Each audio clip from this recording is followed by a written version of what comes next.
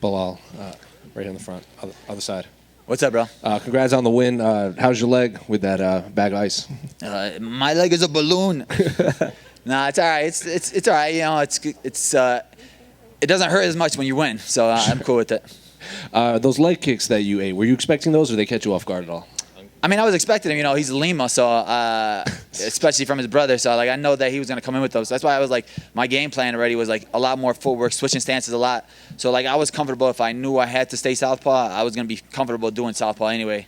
But that's why you saw me switching a lot back and forth. It wasn't because of the leg most of the time. It was mostly that was my game plan anyway.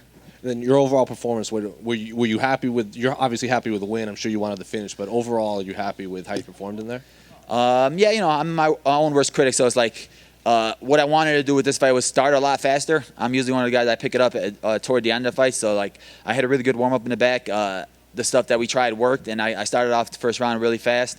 You know, and it's ever evolving game, so like I felt like that worked. So my game just keeps getting bigger and better. So next fight's gonna be even better. Is that warm up in the back before round one? Is that something you normally do, or is that something you just did today for the first time? No, yeah, normally I'm just you know, I hit pads and I relax and chill, and then usually I'll start the fight off slow. With this one, I've been working with Horacio Gutierrez, another killer that's coming up. We've been doing it at practices before sparring. Like we'll play around the first one, light sparring, light footwork stuff, and then my sparring rounds would be a lot better because we only spar 3 rounds. So it's like usually I'll spar 5 or 6 rounds, and like, you know, because I have good cardio. But like I was like, nope, I'm gonna stick to 3 hard rounds.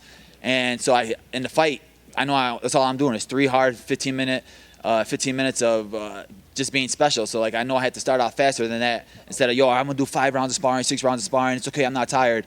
Use it all up in the first couple rounds. So when the fight comes, I'll be able to do that too.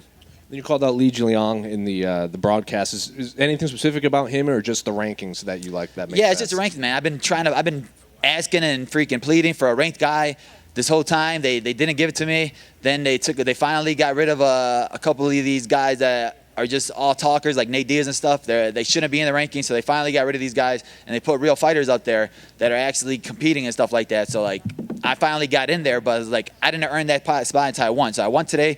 Now I want a ranked guy. Now I earned a ranked guy, and like I said, like I'm not gonna sit there. I don't need to call out like, all right, I hate Colby Covington, so I could call out Colby Covington, but I know that fight doesn't make sense, so I'm not gonna waste the call out, and I know that they're not gonna give me that fight, so I'm not gonna waste it. So like Li Jingling's right above me. I was number 12, and then he knocked out Ponce Rios, and they put him number 12. So he just took my spot, so I want that spot right back. So then, as a welterweight, what do you make of someone like Hamzat, who's 3-0? I think he fought a middleweight and then a welterweight, who's usually a lightweight, and then another welterweight, then another middleweight. And now he's sitting at 15 at welterweight all of a sudden. So, and you're obviously fought a welterweight your whole career. What do you think of when you see that? That's what I'm saying. That's the game we're in right now. It's like whoever picks up that momentum faster. So like it's all about momentum in this game. Who could put the best performances together the fastest? That's the guy who's gonna get picked up. You know, like he's hot right now. Well, he was hot, but now he's like sizzling off because you know I hope he gets better. I feel for the guy. You know, he was riding a good streak. They gave him a freak on Leon Edwards, but this sport's all about momentum. It's all about what have you done for me lately? And he was that hot guy right now. So now that he's gonna be out for a while. So now somebody else needs to step in, and I want to be that new welterweight. Like they were talking about him, oh, who's gonna be the champion? And I was seeing freaking Hamza in there, and I'm like, 2021. I'm like, yo, I need to be on that list. That's what I want to be. I want to be that guy. If I have to go through every single one of them one by one, I'll do it, man. I want these guys to keep underestimating me, because then I'll just keep sliding my way in. I'm gonna be planting my seed in there.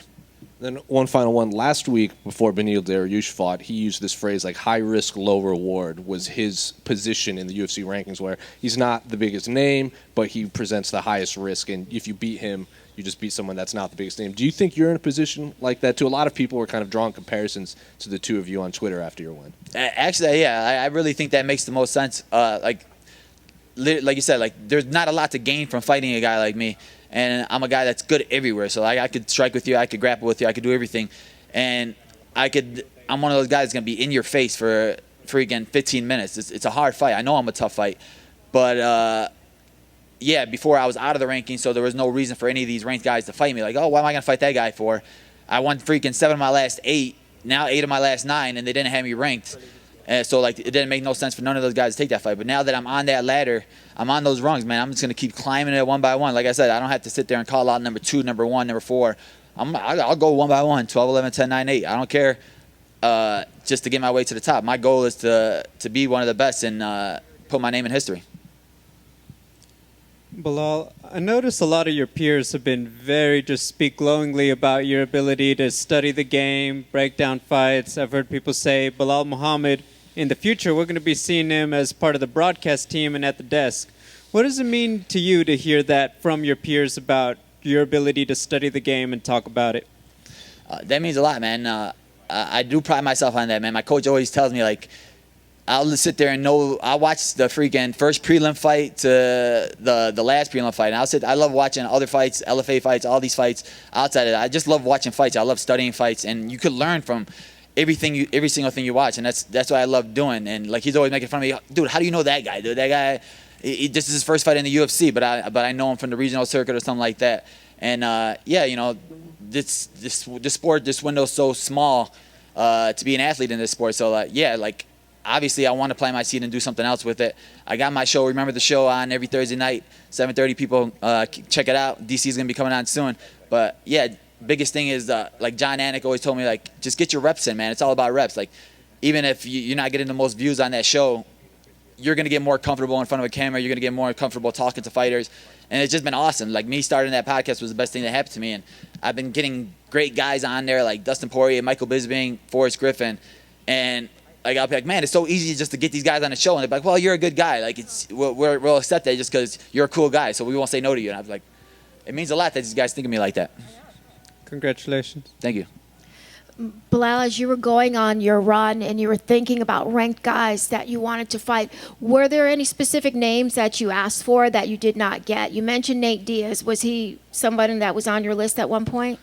I mean, Nate Diaz is always on my list, just that money fight, of course. Like, I don't think like I said, he's not the best fighter, but he's going to bring in numbers. So, you know, your life's going to change just by fighting him. And, of course, I'm a prize fighter, so that bank account going up is not going to hurt me. But, yeah, you know, like I sat there in my last fight. I called out Lee Jingling before.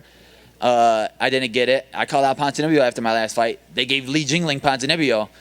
So, like, I'm sitting there keep calling out these guys after every one I fight. I called out Colby Covington before he was this crazy Colby Covington because he was saying he wasn't getting any fights. So, like, I'm one of those guys not afraid to call out guys. And it doesn't have to be personal. I don't have to say something like, oh, I hate this guy. This guy's making fun of him or anything like that. I just like fights, and I think fights that make sense.